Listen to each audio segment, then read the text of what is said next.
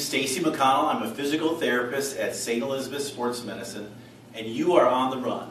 Today on the run we're talking about core, and we've all heard a lot about core. What is core? Core is your hips, your abdominals, and your low back. Core is all those things working together to give you the best performance you can have. So if you're already doing core exercises, you may learn something from this today. These are going to be kind of the basics of core.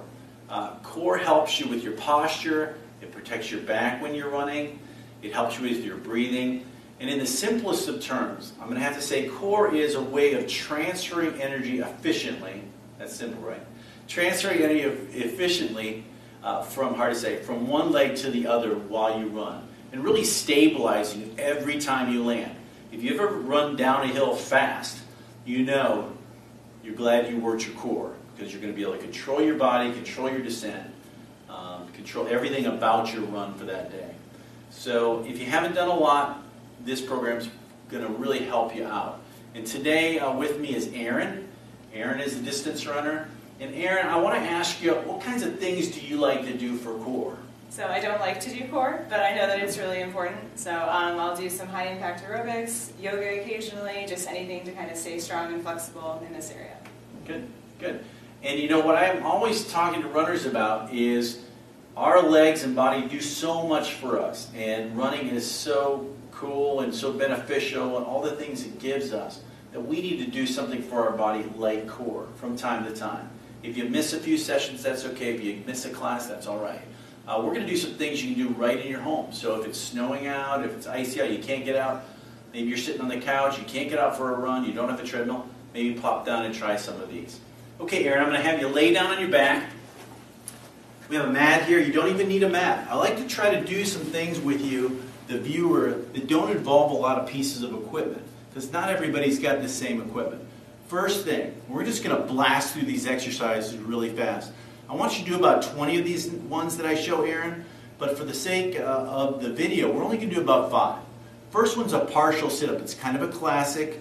I want you just to curl up partially towards your knees and back down. So Aaron's just getting her shoulder blades off the mat. That's it. She's not holding her breath. You could start out with 20 of these, even take a break along the way to get those 20.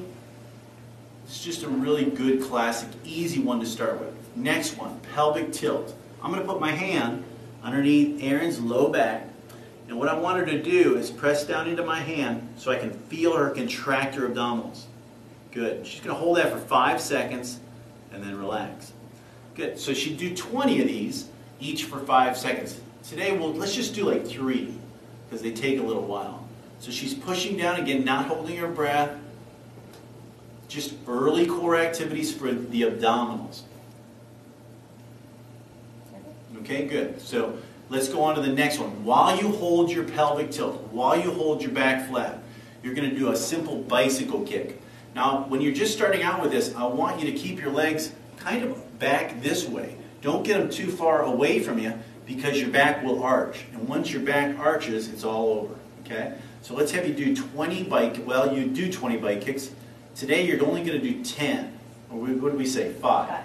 5, so we can get through these exercises. So that's nice. It's almost like running. It's reciprocating, and there's a little bit of rotation to it. And Aaron's holding her back flat while she doesn't hold her breath, right? Okay, great. Real quick, kind of a little different exercise. This works your hips.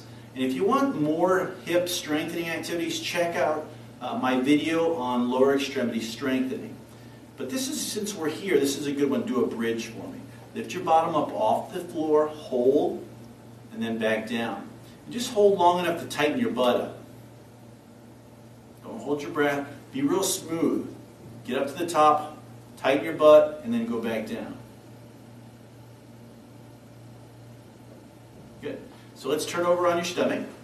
We'll do some for the low back. First one, leg extension. Take your leg up behind you. Good. We'll do 5 of those. You can do 5 in a row on one side, or you can alternate it like Aaron's doing. Really good activity. Get your low back, get your glutes, get your little hamstring. And then let's go ahead and go right into alternating arm-leg. Okay, so she's going to do her right arm and her left leg. And then the other way. Left arm and right leg. I hope I said that right. Good. Keep breathing. You're on your stomach, you're on your lungs, so maybe tend to tighten up and hold your breath. Don't do that. Then she could go right into, let's say she did 20. And if you did 20 at home, that would be great. And then you take about a minute rest in between these. And you can then do some Supermans. Okay, so arms out in front of you. And this is both arms going up, both legs going up. Good. If you have low back problems, you may want to check with your therapist before you start trying this stuff, or with your physician. We don't want to make your back worse. We want to make you better. Good. And then we're going to go ahead and do a plank. Okay, we're going to show a plank. We're going to do it from the elbows up. Now with a plank, I want you to be a little on the high side. Good. And then you're shortened underneath, and that works the abs underneath. You can hold this just starting out for 15 seconds, and maybe try 3 of them. We're only going to do 1 for 15 in the video here. Good. So she'd do 2 more if she were just starting out. You can also do a side plank if you want. Yeah, let's show them that. You do both sides. And let's go on up. Again, she's working underneath her left side here. And she's keeping those tissues shortened and strengthening those tissues. Holding for 15 seconds. And then going back down. So she'd do 2 more of those and then go to the other side. All right. Okay, so in the clinic, I talk to people about incorporating activities, strengthening activities that get them back into running positions. So we're going to do a skating position with Erin. This incorporates all the core stuff. She's going to go ahead and step with her right foot and step with her left foot. Maintain her balance. Do this slowly.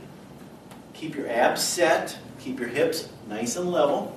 Good. Don't rush it. Slower is actually better than faster.